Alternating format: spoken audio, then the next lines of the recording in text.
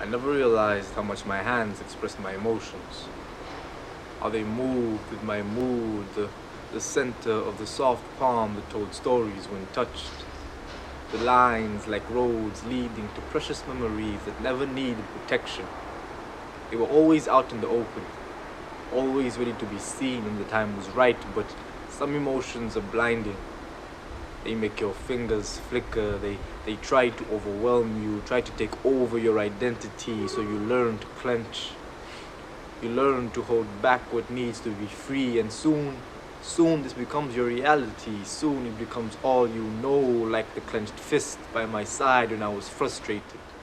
The clenched fist protecting my jaw when I was angry, the clenched fist beating on my chest, convincing my heart that I was tired of playing this game of hide and seek that had gone on for far too long, the clenched fists thrusting my fingernails into my flesh as I realized I knew exactly where my heart was, and I was the one hiding, as if we were not connected, as if turning a blind eye would make everything I felt go away. But it left pain circling around me the way a vulture circles prey. It had me rearranging the clouds so that every silver lining was covered with shades of gray and black and the darkest blue. The stars of the night sky became a myth, a tall tale I told to the side of me that knew darkness like the back of my hand, the side of me that dug pits in my soul, hollow pathways penetrating my very being, searching for my core, searching for a reason to be more than just clenched fists, as if being alive was not enough. The side of me that could depict the dangers of solitude through words and phrases that meant so much more than what met the eye, so much more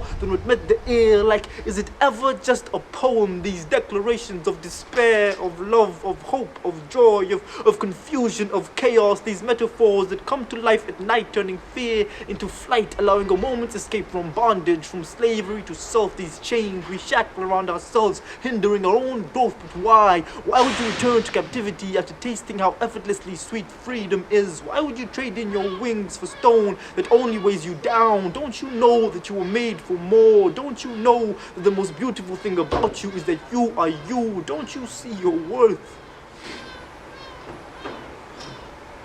I get tired of being who I am sometimes, and I silence my own mind.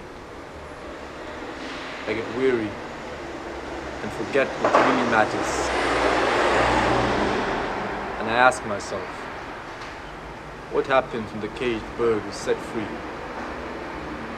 Does it leave behind its bars of rage? This cage that it now calls home, this cage that it now knows so well. Does it muster up the courage to spread its wings? Does it find a new song to sing? What happens when the caged bird realizes it is now free? I guess this poem is about more than just my hands.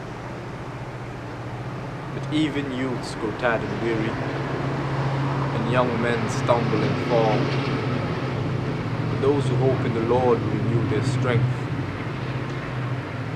So I came to God the way I was and asked Him to help me unclench these fists. Asked Him to help me get back to the days where these hands were used for praise. Back to the days where these hands were used to create, to comfort, to pray. And I'm approaching the day where I will soar on wings like eagles. I will run and not grow weary. I will walk and not be faint. And for now, I will continue writing poems about strange things. I will continue searching for stars in the night sky. I will continue holding on to hope because I know I was made for more. You were made for more. You just need to accept it. And for the days when you feel too stubborn, maybe you could do what I do. Think about the small things that you are really grateful for, like your sense of humor, or the smile on the face of another. I mean, the ones going from ear to ear, showing all of your teeth or lack of.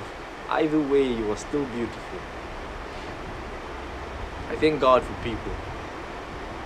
I thank God for burritos, and sometimes not necessarily in that order, but I am still grateful. I thank God for awkward poetry that frightens me. I thank God for this because it reminds me that even in the darkest moments, hope can be found. Even in the darkest moments, you can still find a reason to smile.